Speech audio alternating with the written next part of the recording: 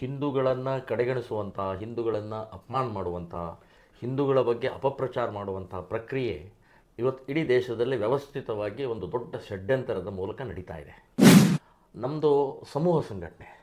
So ಒಂದು ದೊಡ್ಡ ಕಾರ್ಯಕ್ರಮ ಮಾಡ್ತೀವಿ, ಇಲ್ಲ ಸಾವಿರಾರು ಜನ ಸೇರ್ತಾರೆ. ಸೊ ಆಮೇಲೆ ಮತ್ತೆ ಬರ್ತಾರೆ ಕಾರ್ಯಕ್ರಮಗಳಿಗೆ, ಹೋರಾಟಕ್ಕೂ ಬರ್ತಾರೆ, ನೂರಾರು ಜನ, ಸಾವಿರಾರು ಜನ ಬರ್ತಾರೆ. ಹಾಗಾಗಿ ಸಮೂಹ ಸಂಘಟನೆಗಳಿಗೆ ಇವತ್ತೇನಾಗಿದೆ ಅಂತಂದರೆ ಕೆಟ್ಟ ಹೆಸರು ಬರುವಂಥದ್ದು ಸಹಜವಾದಂಥ ಪ್ರಕ್ರಿಯೆ.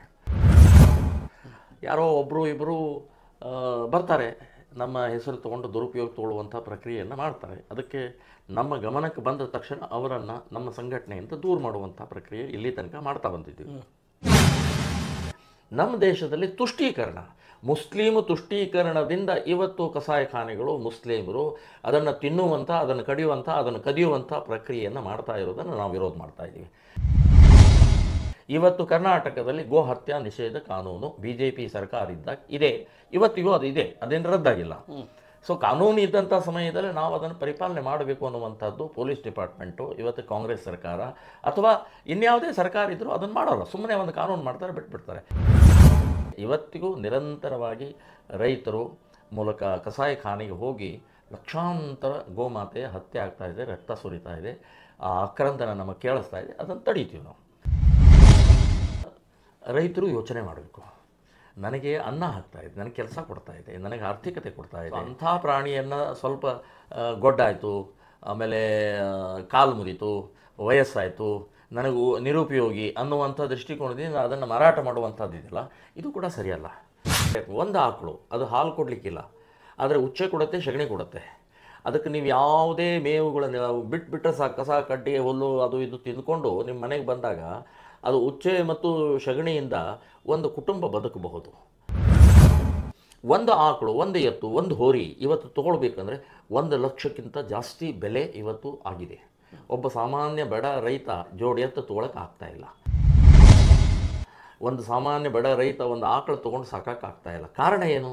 ಇದೇ ಕಟಕರು ಕಡಿದು ಕಡಿದು ಕಡಿದು ಅದರ ವಂಶವನ್ನು ನಿರ್ವಂಶ ಮಾಡುವಂಥ ಪರಿಸ್ಥಿತಿ ನಿರ್ಮಾಣ ಆದ ಪರಿಣಾಮದಿಂದಲೇ ಒಂದು ಆಕಳಿಗೆ, ಒಂದು ಎತ್ತಿಗೆ, ಒಂದು ಹೋರಿಗೆ ಇವತ್ತು ಬೆಲೆ ಆಗಿದೆ. ಸೊ ಬೆಲೆ ಜಾಸ್ತಿ ಯಾವಾಗ ಆಗುತ್ತೆ? ಅದರ ಕಡಿಮೆ ವಸ್ತುಗಳು ಕಡಿಮೆ ಇದ್ದಾಗ ಬೆಲೆ ಜಾಸ್ತಿ ಆಗುತ್ತೆ.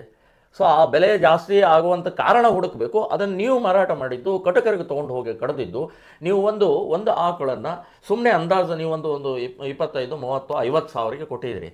ಆದರೆ ಆ ಕಟಕ ಅದರಿಂದ 5 ಲಕ್ಷ ಗಳಿಸ್ತಾನೆ. ಇಲ್ಲಿವರೆಗೆ 20 ವರ್ಷದಲ್ಲಿ ಸುಮಾರು ಹೆಚ್ಚು ಕಡಿಮೆ 32,000 ಹಸುಗಳನ್ನು, ಆಕಳಗಳನ್ನು ನಾವು ಉಳಿಸಿದ್ದೀವಿ. ಕಸಾಯಿಖಾನೆಗೆ ಹೋಗೋದನ್ನು ಉಳಿಸಿದ್ದೀವಿ, ರಕ್ಷಣೆ ಮಾಡಿದ್ದೀವಿ, ಗೋಶಾಲೆಗೆ ಸೇರಿಸಿದ್ದೀವಿ ಅಂತನ್ನುವಂಥ ಹೆಮ್ಮೆ ನನಗಿದೆ. ಹಾಯ್, ಹಲೋ, ನಮಸ್ತೆ ವೀಕ್ಷಕರೇ. ಇಂದು ಧಾರವಾಡ ಜಿಲ್ಲೆ, ಕರ್ನಾಟಕ ರಾಜ್ಯದಲ್ಲಿ ಮತ್ತು ಧಾರವಾಡ ಜಿಲ್ಲೆಯಲ್ಲಿ ನ್ಯೂಸ್ 43 ಇಂಡಿಯಾ ತಂಡ, ಭಾರತ್ ಟೈಮ್ಸ್ ಮೀಡಿಯಾ ನೆಟ್ವರ್ಕಿಂಗ್ ತಂಡದಿಂದ ವಿಶೇಷ ಸಂದರ್ಶನ ನಡೀತಾ ಇದೆ. ನ್ಯೂಸ್ 43 ಇಂಡಿಯಾ ತಂಡ ಮತ್ತು ಭಾರತ್ ಟೈಮ್ಸ್ ಮೀಡಿಯಾ ತಂಡ ಅನೇಕ ವಿಷಯಗಳಲ್ಲಿ, ಅನೇಕ ರಾಜಕೀಯ ವಿಷಯಗಳು, ಹೋರಾಟಗಾರರು, ಶೈಕ್ಷಣಿಕ ಹೋರಾಟಗಾರರು ಮತ್ತು ಸಾಮಾಜಿಕ ಹೋರಾಟಗಾರರ ಜೊತೆ ನಾವು ಸಂದರ್ಶನ ಮಾಡ್ತಾ ಇದ್ದೀವಿ. ಮತ್ತು ಗ್ರಾಮ ಪಂಚಾಯತಿ ಚುನಾವಣೆ ವಿಷಯಗಳನ್ನಾಗಿರಲಿ, ತಾಲೂಕು ಪಂಚಾಯತಿ, ಜಿಲ್ಲಾ ಪಂಚಾಯತಿ ಮತ್ತು ಇನ್ನಿತರೆ ಚುನಾವಣೆ ವಿಷಯಗಳನ್ನು ಮತ್ತು ರಾಜಕೀಯ ವಿಷಯಗಳಲ್ಲಿ ನ್ಯೂಸ್ 43 ಇಂಡಿಯಾ ತಂಡ ಅನೇಕ ವಿಷಯದಲ್ಲಿ ಸಂದರ್ಶನ ಮಾಡುತ್ತಾ, ಮತ್ತು ಗೌರ್ಮೆಂಟ್ ಅಧಿಕಾರಿಯರಾಗಿರ್ತಕ್ಕಂಥ ಪಂಚಾಯತಿ PDO ಆಗಿರಲಿ, ಚೀಫ್ ಆಫೀಸರ್ ಆಗಿರಲಿ, ಮಗದೊಂದರ ಜೊತೆ ಕೂಡ ನಾವು ಸಂದರ್ಶನ ಮಾಡುವಂಥ ಪ್ರಯತ್ನಗಳನ್ನು ನಾವು ನಡೆಸ್ತಾ ಇದ್ವಿ. ಇಂದು ನಮ್ಮ ಜೊತೆ ವಿಶೇಷ ವ್ಯಕ್ತಿ ಕರ್ನಾಟಕ ರಾಜ್ಯದಲ್ಲಿ, ಮುಂಬೈ ಕರ್ನಾಟಕ ಭಾಗದಲ್ಲಿ, ಕಲ್ಯಾಣ ಕರ್ನಾಟಕ ಭಾಗದಲ್ಲಿ, ಹೈದರಾಬಾದ್ ಕರ್ನಾಟಕ ಭಾಗದಲ್ಲಿ ಮತ್ತು ತುಳು ಕರ್ನಾಟಕ ಭಾಗದಲ್ಲಿ ಮತ್ತು ಮೈಸೂರು ಭಾಗದಲ್ಲಿ ಕೂಡ ಕರ್ನಾಟಕ ರಾಜ್ಯದಲ್ಲಿ ಗುರುತಿಸ್ಕೊಂಡಿರ್ತಕ್ಕಂಥವರು ಮತ್ತು ಭಾರತ ದೇಶದಲ್ಲಿ ಆ ಒಂದು ಹೆಸರು ಕೇಳಿದರೆ ಪ್ರತಿಯೊಂದು ಹಿಂದೂ ಕಾರ್ಯಕರ್ತರು ಅನ್ನೋದಕ್ಕಿಂತ ಸಾಮಾನ್ಯ ಕಾರ್ಯಕರ್ತರಿಗೆ ಕೂಡ ಆ ಒಂದು ಹೆಸರಿನಿಂದ ಉತ್ಸಾಹ ತುಂಬುತ್ತೆ, ಆ ಒಂದು ಹೆಸರಿನಿಂದ ಹುಮ್ಮಸ್ತನ ಬರುತ್ತೆ, ಆ ಒಂದು ಹೆಸರಿನಿಂದ ಕಿಚ್ಚನ್ನು ಮೂಡಿ ಬರುತ್ತೆ. ಅಂಥ ವ್ಯಕ್ತಿಯನ್ನೇ ನಾವು ಇವತ್ತು ನ್ಯೂಸ್ 43 ಇಂಡಿಯಾ ತಂಡದಲ್ಲಿ ವಿಶೇಷ ಸಂದರ್ಶನಕ್ಕೆ ಹೋಗ್ತಾ ಇದ್ದೀವಿ. ಆದರೆ ಇವರು ಸುಮಾರು ಮಾಧ್ಯಮದಲ್ಲಿ ಗುರುತಿಸ್ಕೊಂಡಿದ್ದಾರೆ, ಹೋರಾಟದಲ್ಲಿ ಗುರುತಿಸ್ಕೊಂಡಿದ್ದಾರೆ ಮತ್ತು ಸುಮಾರು ಹೋರಾಟದಲ್ಲಿ ಹಿಂದುತ್ವ ಕೇಸರಿ ಅಂದರೆ ಏನು ಅನ್ನುವಂಥ ವಿಷಯದಲ್ಲಿ ಕೂಡ ಇವರು ಗುರುತಿಸ್ಕೊಂಡು ಬಂದಿರತಕ್ಕಂಥವ್ರು. ಬಜರಂಗ ದಳದಲ್ಲಿ ಇವರ ಹೋರಾಟವನ್ನು ಪ್ರಾರಂಭ ಮಾಡಿರ್ತಕ್ಕಂಥವರು, ಶಿವಸೇನೆಯಲ್ಲಿ ಇವರ ಹೋರಾಟವನ್ನು ಪ್ರಾರಂಭ ಮಾಡಿಕೊಂಡು ಇಲ್ಲಿಯವರೆಗೆ ಕರ್ನಾಟಕ ರಾಜ್ಯದಲ್ಲಿ ಬೆಳಗಾವಿ ಅಖಂಡ ಜಿಲ್ಲೆಯ ಹುಕ್ಕೇರಿ ತಾಲೂಕಿನಲ್ಲಿ ಹುಟ್ಟಿ ಬೆಳೆದಿರತಕ್ಕಂಥವರು ಮಾನ್ಯ ಶ್ರೀ ಪ್ರಮೋದ್ ಮುತಾಲಿಕ್ ನ್ಯೂಸ್ 43 ಇಂಡಿಯಾದ ವಿಶೇಷ ಸಂದರ್ಶನದಲ್ಲಿ ಭಾಗಿಯಾಗಿದ್ದಾರೆ. ಸುಮಾರು ದಿವಸದಿಂದ ದರ್ಶನಕ್ಕೆ ನಾವು ಪ್ರಯತ್ನ ಪಡ್ತಾ ಇದ್ವಿ. ಇವರು ಶಿವಸೇನೆಯ ಸಂಸ್ಥಾಪಕರು ಮತ್ತು ರಾಷ್ಟ್ರೀಯ ಹಿಂದೂ ಸೇನೆಯ ಮತ್ತು ರಾಷ್ಟ್ರೀಯ ಹಿಂದೂ ಪ್ರೇಮಿಯ ಯುವಕರನ್ನು ಹಿಂದುತ್ವ ವಿಷಯಗಳ ಬಗ್ಗೆ ತೋರಿಸಿಕೊಡುವುದರಲ್ಲಿ, ಹಿಂದುತ್ವ ಬಗ್ಗೆ ಜಾಗೃತಿ ಮೂಡಿಸುವುದರಲ್ಲಿ ಯಶಸ್ವಿಯಾಗ್ತಾ ಬಂದಿರತಕ್ಕಂಥ ಮಾನ್ಯ ಶ್ರೀ ಪ್ರಮೋದ್ ಮುತಾಲಿಕ್ ಅವರು ನಮ್ಮ ಜೊತೆ ಇದ್ದಾರೆ. ಬನ್ನಿ ವೀಕ್ಷಕರೇ, ಈ ಸಂದರ್ಶನ ಜರ್ನಿಯನ್ನು ಪ್ರಾರಂಭ ಮಾಡೋಣ, ಅವ್ರ ಜೊತೆ ಮಾತುಕತೆಯನ್ನು ಪ್ರಾರಂಭ ಮಾಡೋಣ. ನಮಸ್ಕಾರ ಸರ್. ನಮಸ್ಕಾರ. ಚೆನ್ನಾಗಿದ್ದೀರಾ ಪ್ರಮೋದ್ ಮುತಾಲಿಕ್ ಅವರೇ? ಭಾಳ ದಿವಸದಿಂದ ನಾನು ಪ್ರಯತ್ನ ಪಡ್ತಾ ಇದ್ದೆ, ಆದರೆ ಆ ಪ್ರಯತ್ನಕ್ಕೆ ಇವತ್ತು ನನಗೆ ಪ್ರತಿಫಲ ಸಿಕ್ಕಿದೆ. ಹೆಂಗಿದೆ ಸರ್ ನಿಮ್ಮ ಜೀವನ? ನಿಮ್ಮ ಸಾಮಾಜಿಕ ಹೋರಾಟಗಾರ, ಹಿಂದುತ್ವ ಹೋರಾಟಗಾರ ಮತ್ತು ಕೇಸರಿ. ಚೆನ್ನಾಗಿದೆ. ಇವತ್ತಿನ ವಾತಾವರಣದಲ್ಲಿ ಹಿಂದೂ ಸಂಘಟನೆ, ಹಿಂದೂ ಜಾಗೃತಿ, ಹಿಂದೂ ಸಮಾಜದಲ್ಲಿ ಇವತ್ತು ಆಗು ಹೋಗುಗಳ ಸಂಬಂಧಪಟ್ಟಾಗೆ ತಿಳುವಳಿಕೆ ಮೂಡಿಸುವಂಥದ್ದು ಕೂಡ ಬಹಳ ಅವಶ್ಯಕತೆ ಇದೆ. 78 ವರ್ಷದ ಈ ಸ್ವಾತಂತ್ರ್ಯದ ಇತಿಹಾಸದಲ್ಲಿ ಇವತ್ತು ಬಹಳ ಅವಶ್ಯಕತೆ ಇದೆ. ಹಿಂದೂಗಳನ್ನು ಕಡೆಗಣಿಸುವಂಥ, ಹಿಂದೂಗಳನ್ನು ಅಪಮಾನ ಮಾಡುವಂಥ, ಹಿಂದೂಗಳ ಬಗ್ಗೆ ಅಪಪ್ರಚಾರ ಮಾಡುವಂಥ ಪ್ರಕ್ರಿಯೆ ಇವತ್ತು ಇಡೀ ದೇಶದಲ್ಲಿ ವ್ಯವಸ್ಥಿತವಾಗಿ ಒಂದು ದೊಡ್ಡ ಷಡ್ಯಂತರದ ಮೂಲಕ ನಡೀತಾ ಇದೆ. ಸೊ ಹಾಗಾಗಿ ನಾನು ಶ್ರೀರಾಮ ಸೇನೆ ಸಂಘಟನೆಯ ಸಂಸ್ಥಾಪಕ ಅಧ್ಯಕ್ಷನಾಗಿ ಈಗ ಹಾಲಿ ರಾಷ್ಟ್ರೀಯ ಅಧ್ಯಕ್ಷನಾಗಿ ಕೆಲಸ ಮಾಡ್ತಾಯಿದ್ದೀನಿ. ಸೊ ನಮ್ಮ ರಾಜ್ಯದಲ್ಲಿ ಅಂದರೆ ಒಟ್ಟು 20 ವರ್ಷ ಆಯಿತು ಶ್ರೀರಾಮ ಸೇನೆ ಪ್ರಾರಂಭ ಮಾಡಿ. ಸೊ ನಿರಂತರವಾಗಿ ಹೋರಾಟಗಳು, ಜಾಗೃತಿ, ಸಮಾಜದಲ್ಲಿ ಬೇರೆ ಬೇರೆ ರೀತಿಯ ಪ್ರಕ್ರಿಯೆಗಳು, ಕಾರ್ಯಕ್ರಮಗಳನ್ನು, ಯೋಜನೆಯನ್ನು ಮಾಡ್ತಾಯಿದ್ದೀವಿ. ಸರಿ ಸರ್, ತಾವು ನನ್ನ ಸ್ವಲ್ಪ ನಿಮ್ಮ ಜೀವನದ ಕಡೆ ಬರ್ತೇನೆ. 1955 ಜನವರಿ 1ರಲ್ಲಿ ತಾವು ಹುಕ್ಕೇರಿಯಲ್ಲಿ ತಾವು ಜನಿಸಿದ್ರಿ. ಅಲ್ಲಿಂದ ನಿಮ್ಮ ಜೀವನ ಪ್ರಾರಂಭವಾಗಿ ಬಜರಂಗ ದಳದ ಕಡೆ ತಾವು ಬಂದ್ರಿ. ಅಲ್ಲಿಂದ 2005ರಿಂದ ಬಜರಂಗ ದಳದಿಂದ ನೀವು ಹೊರಗೆ ಬಂದ್ರ ಅಥವಾ ನಿಮ್ಮನ್ನು ಹೊರಗೆ ಹಾಕಿದ್ರ ಸರ್? ನೋಡಿ, ಹುಕ್ಕೇರಿಯಲ್ಲಿ ಆಯಿತು, ಒಂದು ಸಾಮಾನ್ಯ ಕುಟುಂಬದಲ್ಲಿ. ಅಲ್ಲೇ ವಿದ್ಯಾಭ್ಯಾಸ SLC ವರೆಗೆ ಆಯಿತು. ಆಮೇಲೆ ಕಾಲೇಜ್ ಬೆಳಗಾಂ ಆಯಿತು. ಅಲ್ಲಿಂದ ಬೆಳಗಾಂನಲ್ಲಿ ತುರ್ತು ಪರಿಸ್ಥಿತಿಯಲ್ಲಿ ನಾನು ಸಾಮಾಜಿಕವಾಗಿ ಕ್ಷೇತ್ರದಲ್ಲಿ RSS ಮೂಲಕ ನಾನು ಫುಲ್ ಟೈಮ್ ಆಗಿ ಕೆಲಸ ಮಾಡಿದೆ.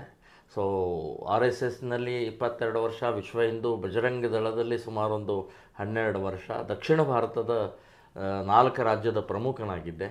ಸೊ ಅಲ್ಲಿಂದ ನಮ್ಮ ಕೆಲವೊಂದು ಭಿನ್ನಾಭಿಪ್ರಾಯದ ಮೂಲಕ ನನ್ನನ್ನು ಹೊರಗೆ ಹಾಕಿದ್ರು ಅಂತ ಹೇಳ್ಬೋದು, ಅಥವಾ ನಾನು ಹೊರಗೆ ಬಂದೆ ಅಂತ ಹೇಳ್ಬೋದು. ಒಟ್ಟು ಅಲ್ಲಿಂದ ಹೊರಗಡೆ ಬಂದು ನಾವು ಶಿವಸೇನೆ ಪ್ರಾರಂಭ ಮಾಡಿದ್ದೀವಿ. ಶಿವಸೇನೆ ಕೂಡ ಹಿಂದುತ್ವದ ಪ್ರಖರ ಹಿಂದುತ್ವದ ಬಾಳಾ ಸಾಹೇಬ್ ಠಾಕರೆ ಅವರ ಒಂದು ಪಕ್ಷ ಆಗಿತ್ತು. ಸೊ ನಮಗೆ ಹಿಂದುತ್ವ ಬೇಕಾಗಿತ್ತು. ಹಿಂದುತ್ವದ ಹಿನ್ನೆಲೆಯಲ್ಲಿ ಅದನ್ನು ಪ್ರಾರಂಭ ಮಾಡಿದ್ದೀವಿ. ಇಲ್ಲಿ ಕರ್ನಾಟಕದಲ್ಲಿ ಕನ್ನಡ ಮರಾಠಿಯ ಈ ವಿವಾದದ ಹಿನ್ನೆಲೆಯಲ್ಲಿ ಸಾಕಷ್ಟು ವಿರೋಧ ಬಂದಿದ್ದರಿಂದ ಅದನ್ನು ಬಿಟ್ಟು ನಾವು ಶ್ರೀರಾಮ ಸೇನೆ ಸಂಘಟನೆ ಪ್ರಾರಂಭ ಮಾಡಿ 20 ವರ್ಷ ಆಯಿತು. ಸೊ 20 ವರ್ಷದಲ್ಲಿ ಸಾಕಷ್ಟು ರೀತಿಯ ಹೋರಾಟಗಳು, ಕಾರ್ಯಕ್ರಮಗಳು ನಮ್ಮಲ್ಲಿ. ಇವತ್ತು ಶ್ರೀರಾಮ ಸೇನೆ ಸಂಘಟನೆಯಲ್ಲಿ 2 ವರ್ಷದ ಹಿಂದೆ ನಾವು ಮೆಂಬರ್ಶಿಪ್ ಸದಸ್ಯತ್ವ ಮಾಡಿದಾಗ 5 ಲಕ್ಷ ಜನ ಮೆಂಬರ್ಸ್ ಇದ್ದಾರೆ ಇವತ್ತು. ಸೊ ಇನ್ನು 2 ವರ್ಷದ ಹಿಂದಿಂದು ಈಗ ಮಾಡಿದರೆ ಇನ್ನೂ ಸಾಕಷ್ಟು ಹೆಚ್ಚಿನ ಪ್ರಮಾಣದಲ್ಲಿ ಆಗುತ್ತೆ ಅನ್ನುವಂಥ ವಿಶ್ವಾಸ ಇದೆ, ನಡೀತಾ ಇದೆ ನಮ್ಮ. ಸರಿ, ಈ 5 ಲಕ್ಷ ಸದಸ್ಯರನ್ನು ಹೊಂದಿರತಕ್ಕಂಥ 2 ವರ್ಷ ಹಿಂದಗಡೆ 2023-24 ಹಿಂದಗಡೆ ಇದು ಮಾತುಕತೆ. ಈಗಿನ ಹೋರಾಟಗಳನ್ನು ನೋಡಕ್ಕೆ ಹೋದರೆ ನಿಮ್ಮ ಅನೇಕ ಹೋರಾಟಗಳೇನಿದ್ದಾವೆ. ಪ್ರಮೋದ್ ಮುತಾಲಿಕ್ ಅಂದರೆ ಪ್ರತಿಯೊಂದು ಯುವಕರಿಗೆ ಒಂದು ರೋಲ್ ಮಾಡೆಲ್ ಆಗಿದ್ದೀರಿ. ಮತ್ತು ಈ ಸಂಘಟನೆ ತಾವು ಏನು ಮಾಡಿದರೆ, ಈ ಸಂಘಟನೆ ಮುಖಾಂತರದಿಂದ ಹಿಂದುತ್ವ ವಿಷಯದಲ್ಲಿ ನೀವು ಮುಂದೆ ಹೋಗ್ತಾ ಇದ್ದೀರಿ. ಈ ಸಂಘಟನೆ ವಿಷಯವನ್ನು ಯಾವ ರೀತಿ ಜನರಲ್ಲಿ ಕೆಲವೊಂದಿಷ್ಟು ಜನರಿಗೆ ತಪ್ಪು ಕಲ್ಪನೆ ಇದೆ. ಪ್ರಮೋದ್ ಮುತಾಲಿಕ್ ಅಂದರೆ ಜಾತಿ ಭೇದ ಜಗಳ ಹಚ್ಚೋದ್ರಲ್ಲಿ ಇರ್ತಾರೆ, ಗೋ ಹತ್ಯೆ ವಿಷಯದಲ್ಲಿ ಮಾತಾಡ್ತಾರೆ ಅನ್ನುವಂಥ ವಿಷಯಗಳನ್ನು ಕೂಡ ಇದೆ. ಗೋ ಹತ್ಯೆದಲ್ಲಿ ಇವರು ಮಾತಾಡೋದಾದರೆ ಯಾಕೆ ಇವರು ರೈತರಿಂದ ಹೋಗಿ ನೇರವಾಗಿ ಇವರು ತಗೊಳ್ಳೋದಿಲ್ಲ? ರೈತರು ತೊಗೊಂಬಂದು ಪ್ಯಾಟಿಗೆ ಮಾರ್ತಾರೆ, ಆ ಮಾರಿದ ಮೇಲೆ ಅದನ್ನು ಇವರು ಕಟಗರು ತೊಗೊಂಡು ಹೋಗಬೇಕಾದ ಸಂದರ್ಭದಲ್ಲಿ ಅವಾಗ ಹಿಡಿದು ಹಾಕ್ತಾರೆ. ಅದೇ ನೇರವಾಗಿ ರೈತರ ಹತ್ರ ಇವ್ರು ಯಾಕೆ ಹೋಗೋದಿಲ್ಲ ಅನ್ನುವಂಥ ಇದೊಂದು ಪ್ರಶ್ನೆ ಸರ್. ನೋಡಿ, ಶ್ರೀರಾಮ್ ಸೇನೆ ಸಂಘಟನೆ ಇದೊಂದು ಮಾಸ್ ಆರ್ಗನೈಸೇಷನ್, ಸಮೂಹ ಸಂಘಟನೆ. ಇದು ಒಬ್ಬೊಬ್ಬ ವ್ಯಕ್ತಿಯನ್ನು ಸೇರಿಸಿ ಕೂಡುವಂಥ RSS ಹೇಗೆ ಅಂದರೆ ಒಬ್ಬೊಬ್ಬ ವ್ಯಕ್ತಿಯನ್ನು ತಿದ್ದಿ ತೀಡಿ ಕಾರ್ಯಕರ್ತರ ನಿರ್ಮಾಣ ಮಾಡುವಂಥ ಒಂದು ಸಂಘಟನೆ. ಅದು ನಮ್ಮದು ಸಮೂಹ ಸಂಘಟನೆ. ಸೊ ಒಂದು ದೊಡ್ಡ ಕಾರ್ಯಕ್ರಮ ಮಾಡ್ತೀವಿ, ಇಲ್ಲ ಸಾವಿರಾರು ಜನ ಸೇರ್ತಾರೆ. ಸೊ ಆಮೇಲೆ ಮತ್ತೆ ಬರ್ತಾರೆ ಕಾರ್ಯಕ್ರಮಗಳಿಗೆ, ಹೋರಾಟಕ್ಕೂ ಬರ್ತಾರೆ, ನೂರಾರು ಜನ ಸಾವಿರಾರು ಜನ ಬರ್ತಾರೆ. ಹಾಗಾಗಿ ಸಮೂಹ ಸಂಘಟನೆಗಳಿಗೆ ಇವತ್ತೇನಾಗಿದೆ ಅಂತಂದರೆ ಕೆಟ್ಟ ಹೆಸರು ಬರುವಂಥದ್ದು ಸಹಜವಾದಂಥ ಪ್ರಕ್ರಿಯೆ. ಯಾರೋ ಒಬ್ಬರು ಇಬ್ಬರು ಬರ್ತಾರೆ, ನಮ್ಮ ಹೆಸರು ತೊಗೊಂಡು ದುರುಪಯೋಗ ತಗೊಳ್ಳುವಂಥ ಪ್ರಕ್ರಿಯೆಯನ್ನು ಮಾಡ್ತಾರೆ. ಅದಕ್ಕೆ ನಮ್ಮ ಗಮನಕ್ಕೆ ಬಂದ ತಕ್ಷಣ ಅವರನ್ನು ನಮ್ಮ ಸಂಘಟನೆಯಿಂದ ದೂರ ಮಾಡುವಂಥ ಪ್ರಕ್ರಿಯೆ ಇಲ್ಲಿ ತನಕ ಮಾಡ್ತಾ ಬಂದಿದ್ದೀವಿ. ಸೊ ನಾವು ಸಂಘಟನೆಯವರು ನೀವು ಇದನ್ನು ಮಾಡಿ ಅಂತ ಹೇಳುವಂಥದ್ದು ಪ್ರಶ್ನೆನೇ ಇಲ್ಲ. ಏನು ಮಾಡೋದಿದ್ರೆ ಹಿಂದುತ್ವ ಸಂಘಟನೆ ಅನ್ನುವಂಥ ಹಿಂದುತ್ವ ಅಂದರೆ ಹಿಂದುತ್ವ ಅಂತಂದರೆ ಈ ದೇಶದ ಉಸಿರು, ಈ ದೇಶದ ರಕ್ತದ ಕಣ ಹಿಂದುತ್ವ. ಹಿಂದುತ್ವ ಅಂದರೆ ಜಾತಿ ಅಲ್ಲ, ಹಿಂದುತ್ವ ಅಂದರೆ ಮತ ಅಲ್ಲ, ಹಿಂದುತ್ವ ಅಂದರೆ ಯಾವುದೋ ಒಂದು ಪ್ರದೇಶದಲ್ಲಿರುವಂಥ ಒಂದು ವಿಷಯ ಅಲ್ಲ. ಇಡೀ ದೇಶದಲ್ಲಿ ಅಲ್ಲ, ಜಗತ್ತಿನಲ್ಲೇ ಹಿಂದುತ್ವದ ವಿಚಾರಧಾರೆ. ಹಿಂದುತ್ವ ಅಂದರೆ ಸುಪ್ರೀಂ ಕೋರ್ಟ್ ಕೂಡ ಭಾಳ ಕ್ಲಿಯರಾಗಿ ಹೇಳಿದೆ, ಇದೊಂದು ವೇ ಆಫ್ ಲೈಫ್, ಅಂದರೆ ಜೀವನದ ಪದ್ಧತಿ ಅಂತ ಅನ್ನುವಂಥದ್ದು ಸುಪ್ರೀಂ ಕೋರ್ಟ್ ಹೇಳಿದೆ.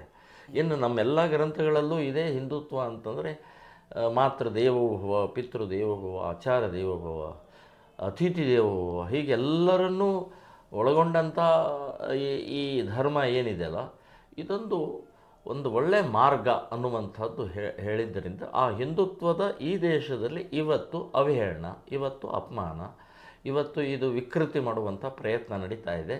ಅದಾಗಬಾರ್ದು ಅನ್ನುವಂಥ ದೃಷ್ಟಿಕೋನದಿಂದ ನಾವೆಲ್ಲ ಹಿಂದೂ ಅನ್ನುವಂಥದ್ದು ನಾನು ಈಗಾಗಲೇ ಹೇಳಿದಾಗೆ ಇದರಲ್ಲಿ ಜಾತಿ ಇಲ್ಲ. ಎಲ್ಲರೂ ಒಟ್ಟಾಗಿ ಜಾತಿ, ಮತ, ಪ್ರಾಂತ, ಭಾಷೆ, ಪಕ್ಷ ಭೇದಗಳನ್ನು ಮರೆತು ನಾವೆಲ್ಲ ಹಿಂದೂ ಬಂಧು ಒಂದು ಅನ್ನುವಂಥ ಭಾವನೆಯಿಂದ ನಾವು ಕೆಲಸ ಮಾಡ್ತಾಯಿದ್ದೀವಿ. ಸೊ ಇದು ಒಂದು ಭಾಗ.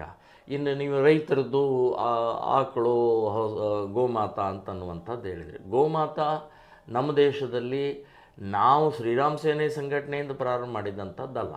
ಸಾವಿರಾರು ವರ್ಷದಿಂದ ಗೋವನ್ನು ಋಷಿ ಮುನಿಗಳು, ನಮ್ಮ ರಾಜ ಮಹಾರಾಜ, ಇಲ್ಲಿ ಈಗ ಸ್ವಾಮೀಜಿಯವರಿಗೆ ಇದನ್ನು ರಕ್ಷಣೆ, ಪೋಷಣೆ, ಪೂಜೆ ಮಾಡ್ತಾ ಬಂದಂಥ ಆ ಕಾಮಧೇನು ಅಂತ ಹೇಳುವಂಥ ಮಹಾಪ್ರಾಣಿಗೆ ನಾವು ಗೋಮಾತಾ, ತಾಯಿ ಅಂತ ಹೇಳ್ತೀವಿ. ಸೊ ಆ ತಾಯಿ ಯಾಕೆ ಹೇಳ್ತೀವಿ, ಅದನ್ನೇ ಯಾಕೆ ಹೇಳ್ತೀವಿ? ಎಮ್ಮೆ ಇರ್ಬೋದು, ಎತ್ತು ಇರ್ಬೋದು, ಹೋರಿ ಇರ್ಬೋದು, ಅಥವಾ ಬೇರೆ ಬೇರೆ ಪ್ರಾಣಿಗಳು ಇದ್ದಾವೆ ಬೇಕಾದಷ್ಟು. ಆದರೆ ಆಕಳನ್ನೇ ಗೋಮಾತಾ ಅಂತ ಹೇಳಬೇಕಾದ್ರೆ ಒಂದು ಎಲ್ಲ ದೇವರುಗಳಿದ್ದಾರೆ, ಕೋಟಿ ದೇವರುಗಳಿರುವಂಥ ಏಕೈಕ ಪ್ರಾಣಿ ಯಾವುದಾ ಅಂದರೆ ಅದು ಆಕಳು, ಗೋಮಾತಾ ಅಂತ ಹೇಳ್ತೀವಿ ನಾವು. ಇನ್ನು ಆಕಳ ಹಾಲು, ಬೆಣ್ಣೆ, ತುಪ್ಪ, ಮೊಸರು, ಸಗಣಿ, ಉಚ್ಚೆ ಎಲ್ಲವೂ ಕೂಡ ಮನುಷ್ಯನಿಗೆ ಬರುವಂಥ ರೋಗಗಳ ನಿವಾರಣೆಗೆ ಅದರಲ್ಲಿ ಒಂದು ಶಕ್ತಿ ಇದೆ. ಈಗ ಅದು ಸಿದ್ಧ ಆಗಿದೆ. ಸಂಶೋಧನಾ ಮೂಲಕನೂ ಸಾಕಷ್ಟು ಔಷಧಿಗಳು ಇವತ್ತು ಬರ್ತಾ ಇದ್ದಾವೆ. ಅಷ್ಟೇ ಅಲ್ಲ, ಕ್ಯಾನ್ಸರ್ ಇವತ್ತು ಇಡೀ ಜಗತ್ತಿನಲ್ಲಿ ಎಲ್ಲ ಡಾಕ್ಟರ್ಗಳು ಕೈ ಎತ್ತುತ್ತಾರೆ. ಕ್ಯಾನ್ಸರ್ ಬಂತಂದರೆ ಮುಗಿದು ಅಂತ. ಆದರೆ ನಮ್ಮ ಆಕಳು ಅಥವಾ ನಮ್ಮ ಆಕಳದ ವಸ್ತುಗಳ ಮೂಲಕ ಇವತ್ತು ತಯಾರಾದಂಥ ಔಷಧಿ ಮೂಲಕ ಕ್ಯಾನ್ಸರ್ ಕೂಡ ನಿವಾರಣೆ ಆಗುತ್ತೆ. ಸೊ ಅಂಥ ಮಹಾನ್ ಇದ್ದದ್ದರಿಂದ ನಾವು ಅದಕ್ಕೆ ಕಾಮಧೇನು, ಬೇಡಿದ್ದನ್ನು ಕೊಡುವಂಥದ್ದು. ಬರೀ ಮನುಷ್ಯನಿಗೆ ಬರುವಂಥ ಕಾಯಿಲೆಗಳಿಗೆ ಅಷ್ಟೇ ಅಲ್ಲ, ಬೆಳೆಗಳಿಗೆ. ಇವತ್ತು ಬೆಳೆಗಳಿಗೆ ರೈತರಿಗೆ ಏನಾದರೂ ತೊಂದರೆ ಆದರೆ ಈ ಸಾವಯವ ಗೊಬ್ಬರ ಅಂದರೆ ಏನು ಇದೊಂದು ಹೇಳ್ತೀವಿ, ಆಕಳ ಉಚ್ಚೆ ಮತ್ತು ಸಗಣಿಯಿಂದ ಗೊಬ್ಬರ ತಯಾರಾಗುತ್ತೆ. ಅತ್ಯಂತ ಅದ್ಭುತವಾದಂಥ ಯಾವುದೇ ರೋಗ ಬರೋಲ್ಲ, ಬೆಳೆ ಚೆನ್ನಾಗಿ ಸಿಗುತ್ತೆ ಮತ್ತು ರಾಸಾಯನಿಕದಿಂದ ಆಗುವಂಥ ಅನಾಹುತಗಳನ್ನು ತಪ್ಪಿಸುತ್ತೆ. ಸೊ ಹಾಗಾಗಿ ಗೋವನ್ನು ರಕ್ಷಣೆ ಮಾಡುವಂಥ ಪ್ರಕ್ರಿಯೆಯನ್ನು ನಾವು ಮಾಡ್ತಾಯಿದ್ದೀವಿ. ನಮ್ಮ ದೇಶದಲ್ಲಿ ತುಷ್ಟೀಕರಣ, ಮುಸ್ಲಿಮ್ ತುಷ್ಟೀಕರಣದಿಂದ ಇವತ್ತು ಕಸಾಯಿಖಾನೆಗಳು ಮುಸ್ಲಿಮರು ಅದನ್ನು ತಿನ್ನುವಂಥ, ಅದನ್ನು ಕಡಿಯುವಂಥ, ಅದನ್ನು ಕದಿಯುವಂಥ ಪ್ರಕ್ರಿಯೆಯನ್ನು ಮಾಡ್ತಾ ಇರೋದನ್ನು ನಾವು ವಿರೋಧ ಮಾಡ್ತಾ ಇದ್ದೀವಿ. ಇವತ್ತು ಕರ್ನಾಟಕದಲ್ಲಿ ಗೋ ಹತ್ಯಾ ನಿಷೇಧ ಕಾನೂನು BJP ಸರ್ಕಾರ ಇದ್ದಾಗ ಇದೆ, ಇವತ್ತಿಗೂ ಅದು ಇದೆ, ಅದೇನು ರದ್ದಾಗಿಲ್ಲ.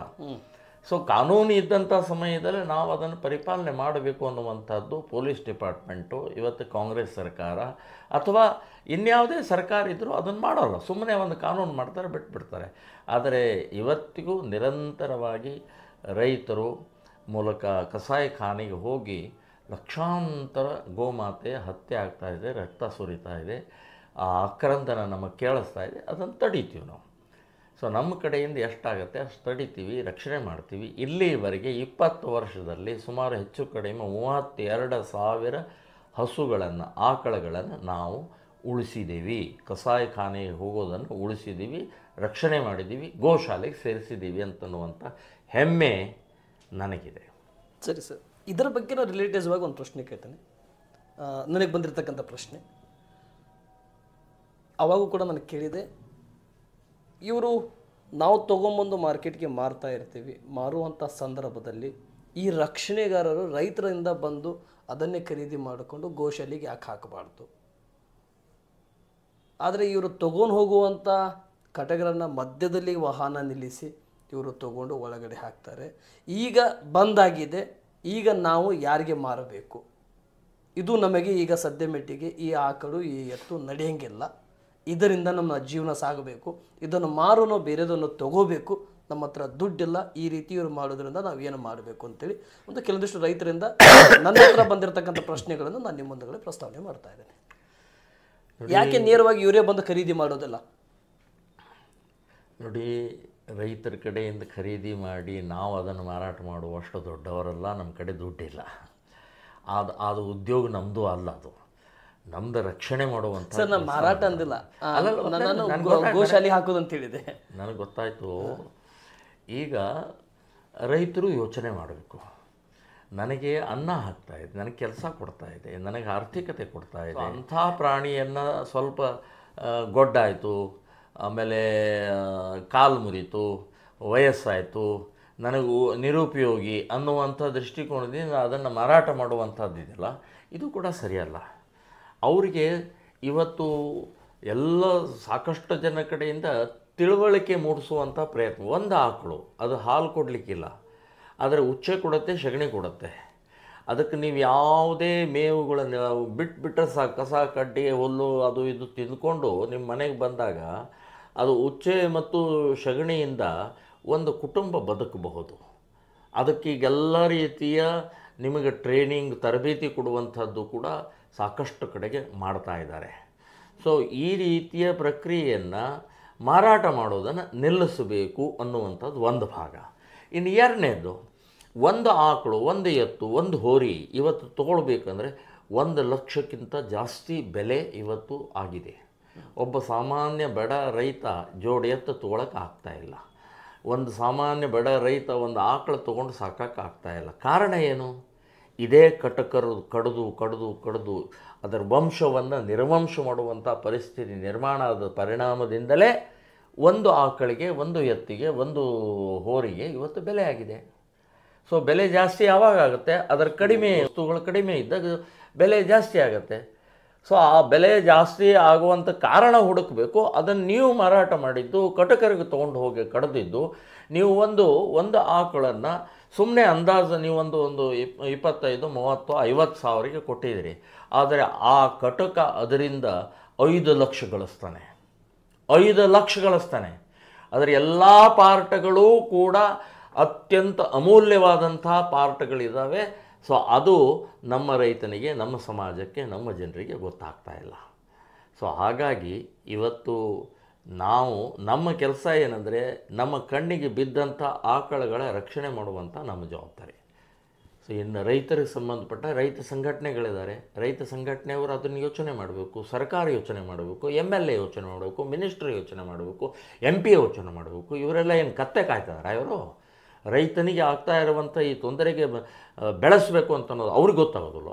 ನಮ್ಮದೊಂದು ಸಣ್ಣ ಸಂಘಟನೆ ರೀ. ನಾವು ಅವ್ರಿಗೆಲ್ಲ ಇದು ಮಾಡಿ ನಮ್ಮ ಕಣ್ಣಿಗೆ ಬಿದ್ದಿದ್ದನ್ನು ರಕ್ಷಣೆ ಮಾಡುವಂಥ ಜವಾಬ್ದಾರಿ ನಮ್ಮದು, ಅದನ್ನು ಮಾಡ್ತಾಯಿದ್ವಿ. ಸರಿ, ನಾನು ಎರಡನೇ ಪ್ರಶ್ನೆಗೆ ಬರ್ತಾ ಇದ್ದೇನೆ.